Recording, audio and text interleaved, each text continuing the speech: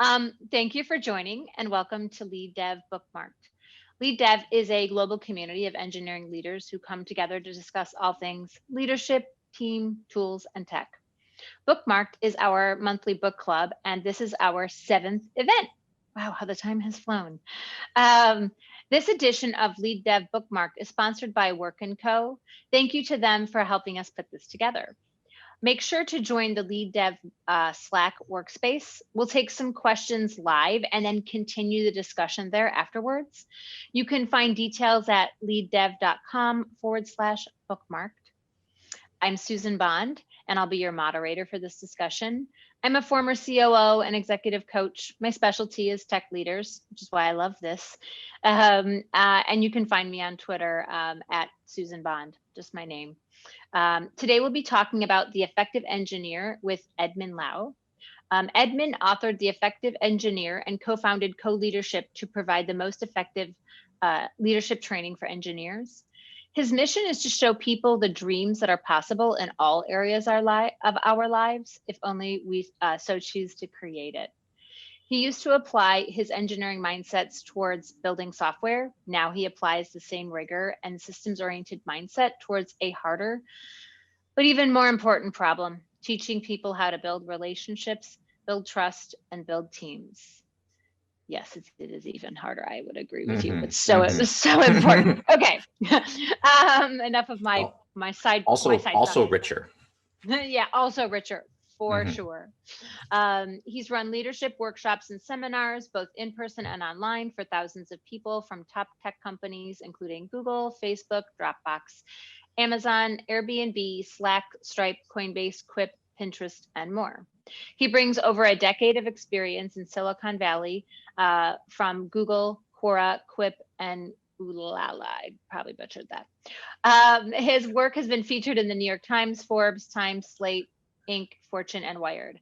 Welcome to the show. I just call it a show. It's not a show, but welcome to Lead Dev Bookmarked. We can call it a show. Thanks for having me. Yeah, it's so good to have you. Like on TV.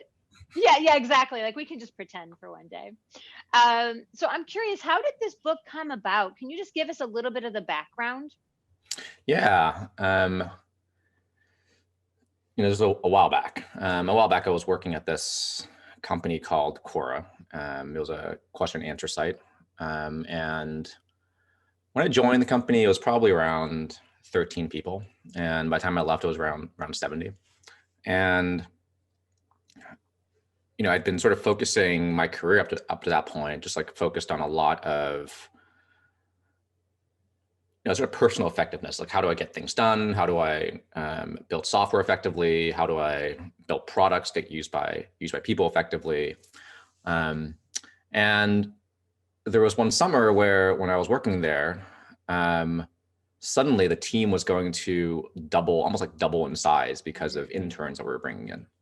And I just realized, oh, wow, no matter how much energy I spend on software and, writing code, if we didn't sort of figure out some way of incorporating this new influx of people, it really sort of really didn't matter what I did on that other front. And so I just completely shifted gears and focused on, okay, how do I make sure that, our software didn't go, didn't completely drop in quality.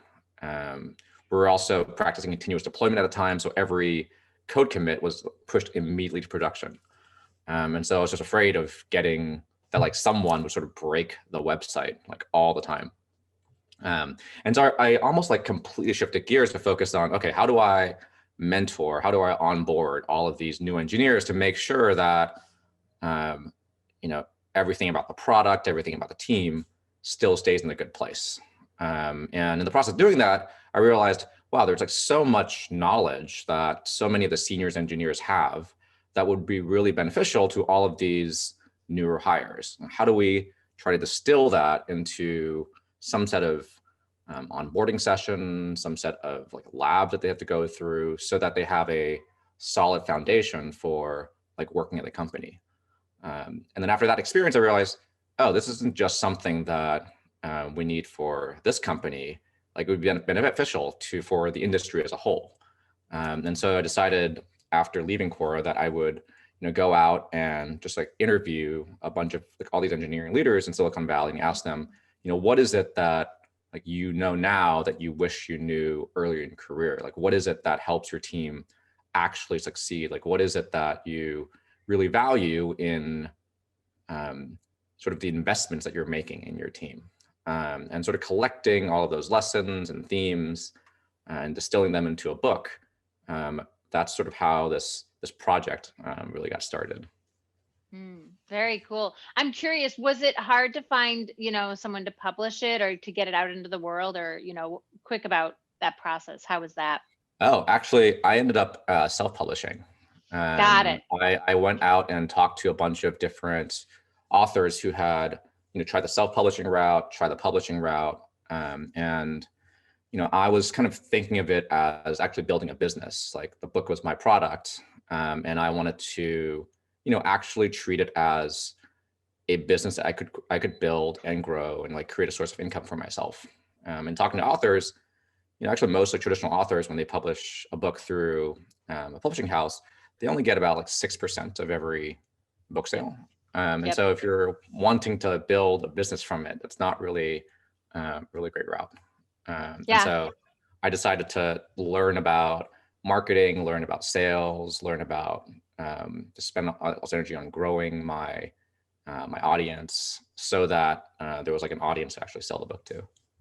Yeah, it's great. It strikes me too, but even being effective, you've taken the idea of effectiveness into that camp as well. How do you sort of carve a career path in that way too? Thank you. I love hearing about the background of those. Yeah, and actually, I think one of the impacts of that is it gave me a lot more confidence later on when I was starting another company focused on engineering leadership, because I knew that I've like done this once before. I knew that I could create something that people actually wanted. And so it's actually a really wonderful learning experience that created a lot of confidence for myself in terms of going out and starting a business. Yeah, I love that. It's like not only the skill sets, but then confidence. And I think that confidence, we skip over that a lot, but in effectiveness, confidence can be so important. Yeah, sometimes it's like, it's the difference between, sometimes you like have a theoretical knowledge of how to do something, but you might end up, looping and cycling your head around like, oh, should I do this? Like, is it the right way? And then when you sort of feel that confidence, it's just, you just gonna move forward and you do it, knowing that you can figure out whatever comes your way. Ah, love that. Okay, I love that. So for those who haven't read the book, can you share a little bit about the philosophy guiding the book? Yeah, one of the core principle that I share in the book, and this is a principle that when I went out and interviewed all these engineering leaders, so it came up again and again as a shared theme, is this concept that I call leverage in the book. And leverage is really, it's the kind of like amount of impact that you're producing per sort of unit of time or unit of energy that you're spending on a certain activity. And so there are activities that are higher leverage and activities that are lower leverage.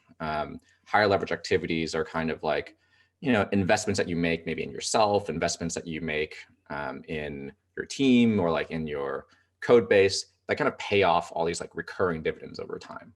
They have these like compounding benefits over time. And that's what sort of leads them to be very high leverage. And then there are other things that are kind of much lower leverage, maybe like fixing a one-off bug, maybe it's going off and surfing the internet, just things that like don't create as much impact for the time that you put in. And so the book kind of revolves around this concept of leverage, and I then go through just like all these different themes and ways that I've found engineering leaders, invest their time to create a high amount of impact. And it's sort of another way of thinking about leverage is also, a lot of people call it sort of the 80-20 rule, where it's 80% of the impact is produced by sort of 20% of your effort. And that 20%, those activities that fall in that 20%, like those are the high leverage activities. And those are things that if you really want to be effective, whether it's in your work, in your life, and achieving your dreams, like that's where you want to be investing your energy in. Yeah, it's so smart to think about that, and that I think they call it the Pareto principles, Mhm. 80/20, right? I think I say it right. Yeah, that's really great to sort of think about, to break down what am I doing and why am I doing it and what is the impact, rather than sometimes I think we can just sort of get into automatic mode.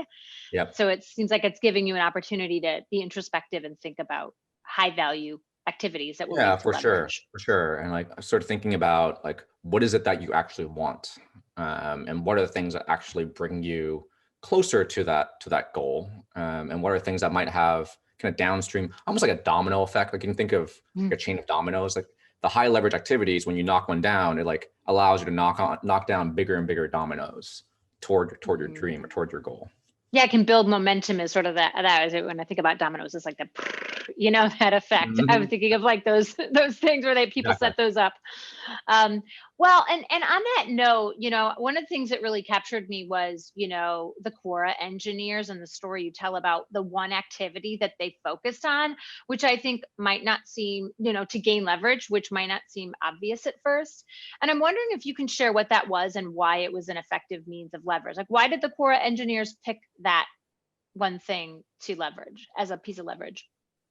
Yeah, there's actually a couple things. There's both I think core engineers focused a lot on the mentoring onboarding piece, but they also focused a lot on just like investing in your own like iteration speed. Like how fast can you actually get things done? And like investing in tools, investing in frameworks that allow you to just move a lot more quickly. And both of those things are just like really important because um, when you invest time and energy into either your iteration speed or into mentoring onboarding, it just has all these downstream effects that end up benefiting your effectiveness and benefiting the rest of the team. Mm, yeah, I guess what really struck me is this idea of like from personal effectiveness to team effectiveness and Mm-hmm. multiplying others or multiplying impact. That's one thing I really took away from the book. Yeah, because I think early on in our careers, we tend to kind of just focus on like what can I personally do, like what is code that I can write, um, what is the feature that I can ship? What is the thing that I can own? But as you kind of like start, you don't even have to move that far in your career before you realize that um, taking that lens on your work starts to really sort of limit your own impact, because it's Mhm. really about how can you start to like scale and amplify the impact of the people around you.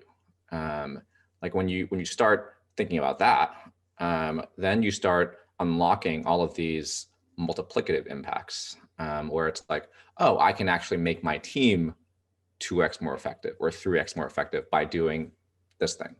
And so you start thinking about like, what are those things that can allow you to unlock even like higher levels of effectiveness of people around you? And those are like really high leverage activities.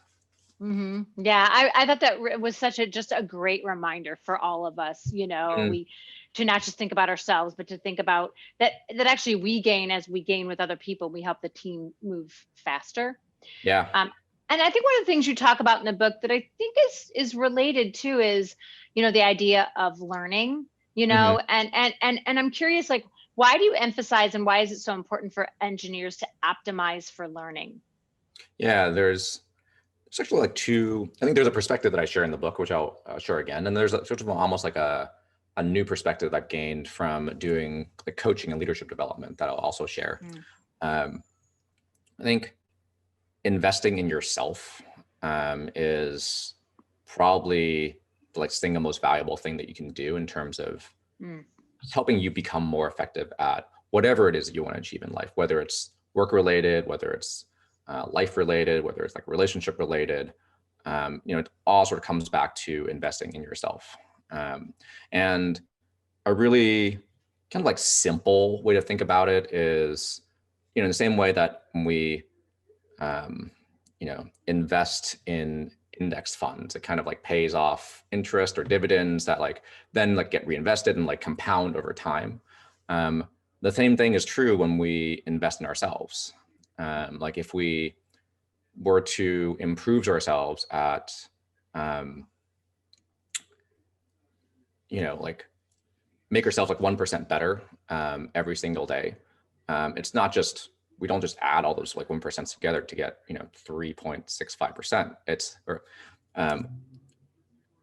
They actually compound and like multiply over time. And that's where so much of the value of investing in ourselves actually happens. I think the other perspective that I've gotten from coaching is that a lot of times when there's something that we want, the thing that's in the way is actually ourselves. It's like we get in our own way all the time. Sure is. I always say we're almost like the biggest obstacle that we have in some ways. Right. Like we're the biggest obstacle we have in ourselves. We're the biggest obstacle we have. And like the more that we can remove those obstacles, the easier our path becomes. And once that path becomes easier, like those benefits also compound over time. So there's just like all of these like compounding effects that happen when you start to like optimize for learning and like invest in yourself. Yeah, related to that, you talk about having a growth mindset, and I think that's very much related. Can you, for those who don't know, can you describe what it is and then why it's so important for engineers? Yeah, the concept of growth mindset comes from this woman, Carol Dweck, who wrote this book called Mindset. And in it, she talks about how like in studying like young children, they grow up often with like one of two mindsets. Either it's a fixed mindset where the qualities that they have a belief that they're fixed, that they're like, I'm born with this level of intelligence. I'm born with this level of like creativity or artistry. And they don't think it's something that they can actually increase over time. Versus a growth mindset is like viewing sort of these different qualities, whether it's intelligence, whether it's our communication skills, whether it's like our creativity, as more as almost like these moldable qualities that we can grow over time. And she's also done studies where it's, they'll split a class of students into two. And in an experimental case, they'll teach students, intelligence is something that you can actually improve. You can actually grow it over time. And like when you struggle with something, it's actually you practicing a muscle and like getting better at it. And then in the control case, they didn't have that conversation. And what they noticed was that in the experimental case, when people were exposed, when these, I think they were 7th graders, were exposed to the growth mindset, they ended up trying harder. They like persisted longer. They didn't give up as soon. They didn't see, mistakes that they were making as reflections of their own like personal worth. They just saw it as a natural part of their own journey. And that level of just like resilience and optimism and sort of focus on what we're able to do if we were to actually, invest in ourselves, I think it's critical for really anyone. And I think specifically in the context of engineering, there's so much to like learn from the people around us. There's so much that to learn in order to be more effective at our roles, and like holding a growth mindset toward that basically means like, do we see obstacles as opportunities for growth and improving ourselves, or do we see them as reflections of like us being like not good enough, and therefore we like move away from them? There's also, I think, an important piece when it comes to growth and fixed mindsets is that it's also not this binary thing. I think a lot of engineers, might have a growth mindset as it comes to technical skills, but they actually have a fixed mindset when it comes to social skills. I was just going to mention that. I wanted to ask you, keep talking about this because I was just thinking about that. Yeah, I think like when it comes to technical skills, there's like so many resources that we have. At Quora, we have these like onboarding programs. At Google, they have kind of these like best practices labs, where there's just like, and there's like so many books that we can read, so many resources to like learn technical skills. It's almost easier to adopt a growth mindset when it comes to the technical side of things. When it comes to kind of the softer skills, like how do we have like a meaningful conversation? How do we create alignment or trust at work? How do we, just like create a sense of closeness on the team? Those feel fuzzier. And because they feel fuzzier and because we have access to fewer tools, it's easier to fall back into, okay, I'm just not good at that. Like, I'm not good at building relationships. I'm not good at being charismatic. I'm not good at leading my team. When in reality, like, all of those skills are learnable. They're just as learnable as all of the technical skills. The main thing that we're oftentimes missing is, like, what are the tools, like what are the steps that we need in order to actually learn those skills? And that's actually what I've been spending probably my past like 3 or 4 years, like focusing my energy on. It's like, how do we kind of decompose and deconstruct the process of creating strong relationships, creating trust, creating closeness? How do we turn those into just as learnable of skills? How do we turn those into frameworks and tools that people can also learn? Because when we see them as just as learnable as the technical skills, like, all of this other possibility opens up. Yeah.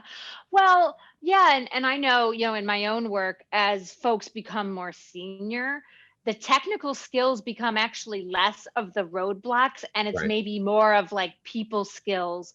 And if you have a mindset that, like, I'm not a people person, or I can't learn people skills, like that identity is something, Yep. then it's going to be harder, on top of the fact that we need more resources to do that, you Yeah. know.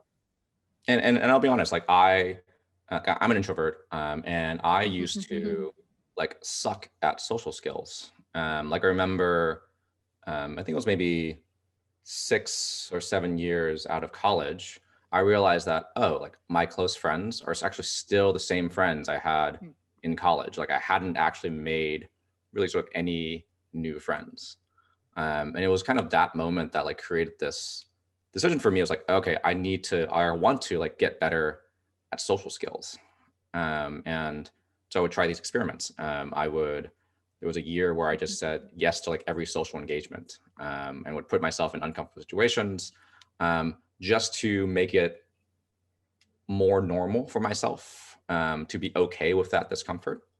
Um, and that had like a huge impact on just my ability to, or my comfort level in sort of being in social circumstances.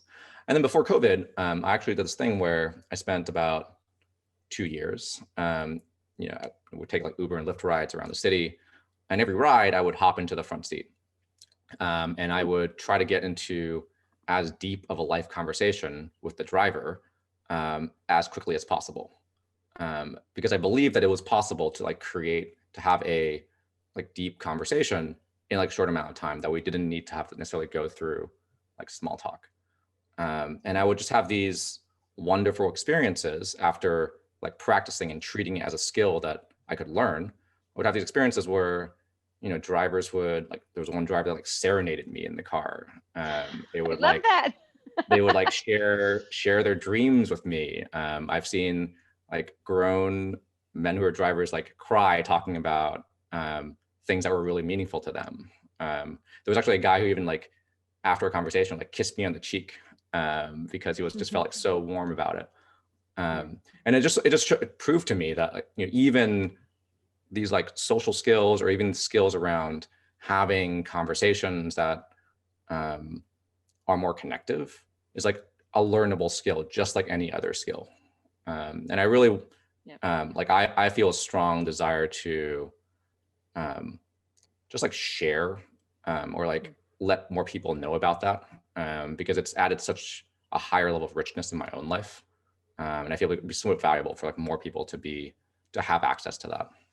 And honestly, I'll be frank about it. I think it's a career skill. Like, what you're doing is actually building a lot, making you more effective for your career in the Oh, long run. 100%. You know, 100%. I think especially for folks who are more technically centered, you know, again, I see that. What I love too, but what you're doing, Edmund, is small everyday ways too, not like a big thing. Like I have to go through a big course. I hear like these small experiments, which I think engineers will totally relate with, like a small Mhm. experiment. Like I'm going to sit in the front seat of the Uber or Lyft and talk with the person, you know. So I love that idea of like weaving it into your everyday life, small experiments, ways to sort of push yourself around maybe something that's less comfortable for you.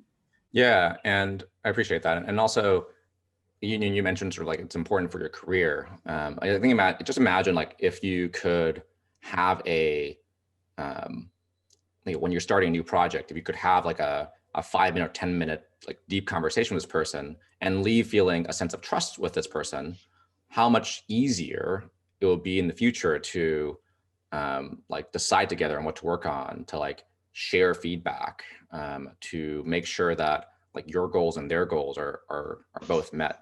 Like just everything else becomes so much easier when you have that stronger foundation. Yeah, or And even share a wacky idea, like an idea that you're like, I don't know, maybe this is weird, but I'm going to share it because you know, you feel like there's more trust there. yeah, you feel like there's more trust, and I think like that's something that like certainly when I wrote The Effective Engineer, I didn't really have a conception of that. Like I didn't really know or think about trust as something that you can essentially engineer just like anything else.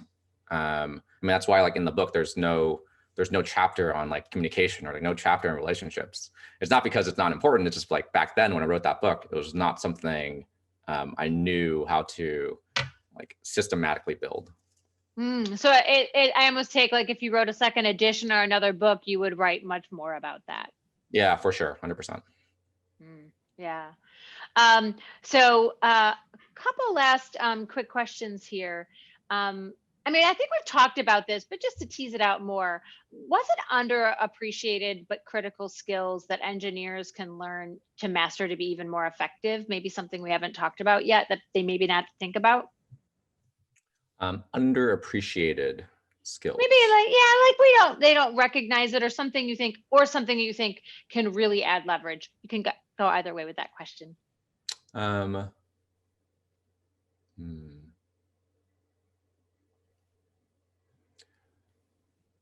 The thing that comes to mind um, is really around like communication and relationships.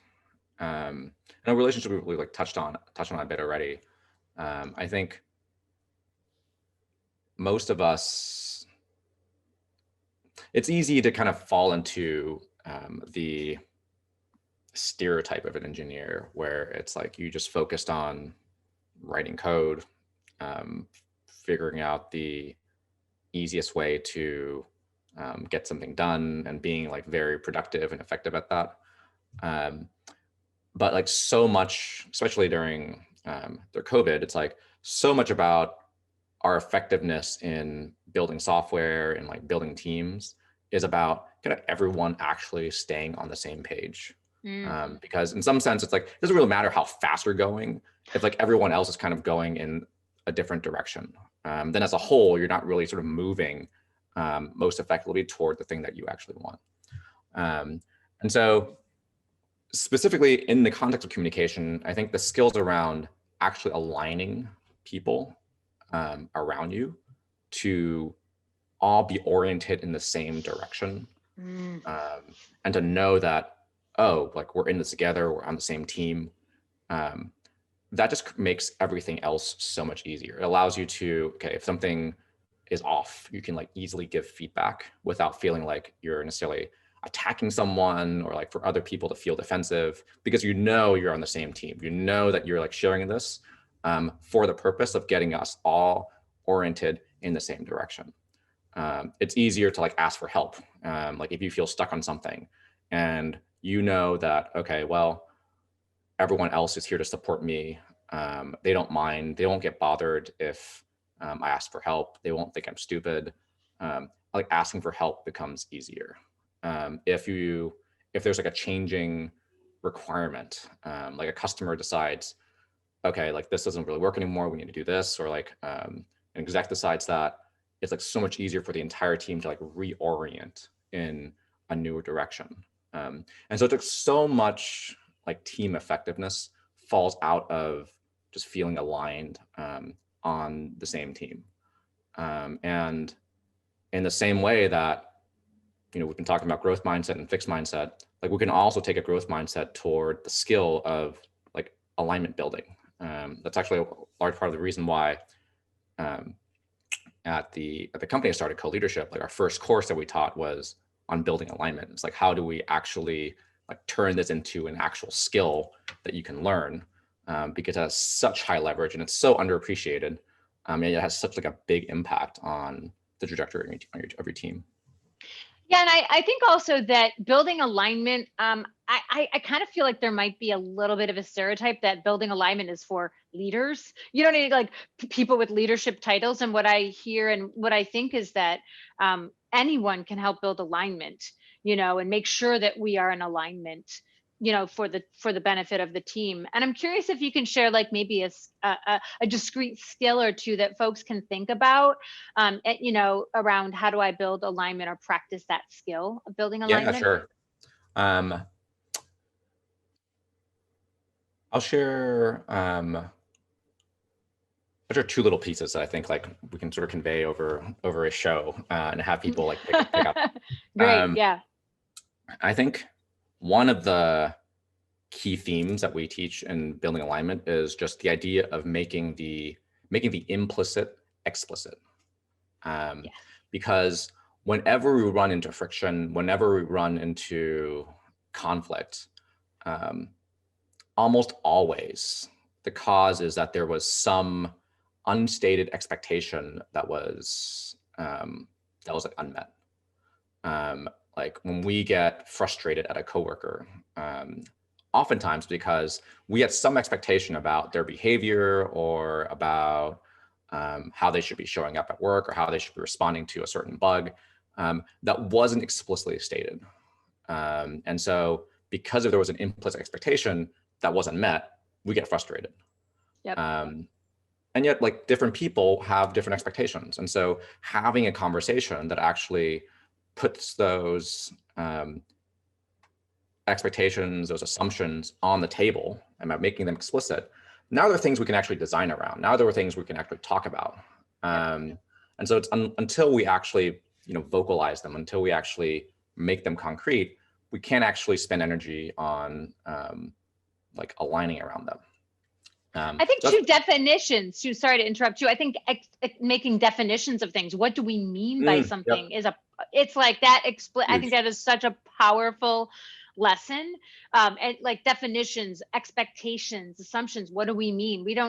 I always call it talking about the talking. Like, what do we mean by this? I don't think we do enough of that. So I love that. Yeah. Yeah. And like, you had another one.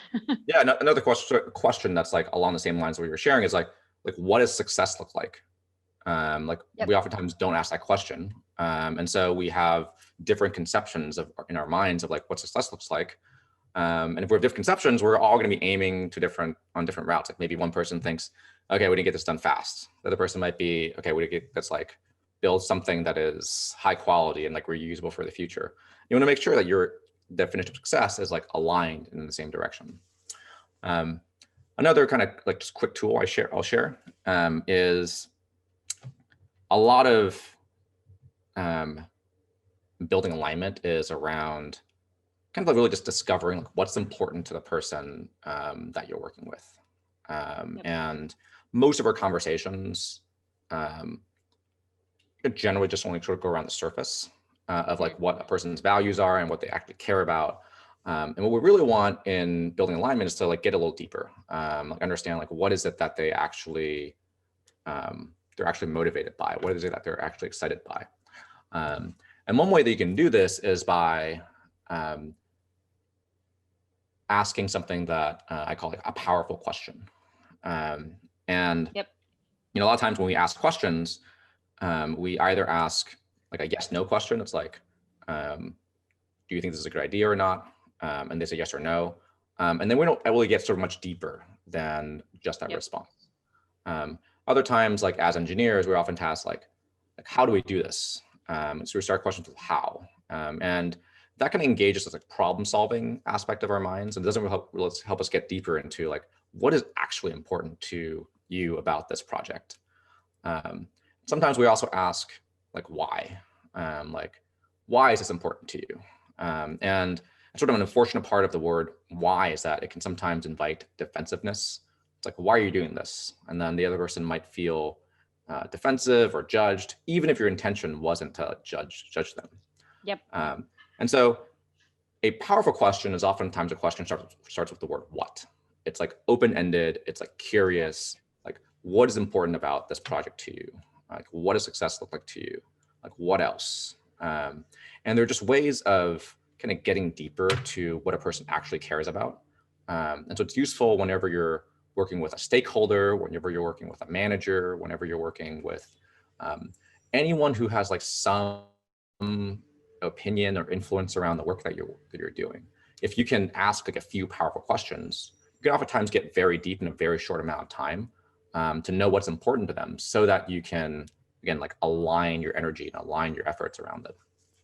Yeah, those are great. I recognize those. So for those of you who don't know, powerful questions come largely out of the coaching world. And so there's some amazing coaching techniques that you can learn that can really help. So that might be something to like a coaching as a way and way of life. And powerful questions is a perfect way of that. And there's kind of these like little tools that can have like just a big delta on your interactions. Yeah, absolutely. Because it's a different approach. It's not just that we are reframing our question, but it's also our approach and what we create in the God, this sounds so coachy, in the space, in the energy and the relationship between us that can really bring things out, hidden things out, and help us get aligned again. Yeah, that was so great. Edmund, thank you so much for joining us this session. It's such a great conversation. Edmund, gosh, I'm so sorry. I just put two words together. Edmund will be joining us in the Lead Dev Slack, where he'll be taking some questions. Head over to the bookmarked channel where that will be taking place. Our next session will be on January 12th. 2020 already, or 2021 already. We'll be speaking to Marty Kagan about his book Inspired, and on February 2nd we'll be talking to Liz Wiseman about multipliers. Thanks so much everybody for joining us.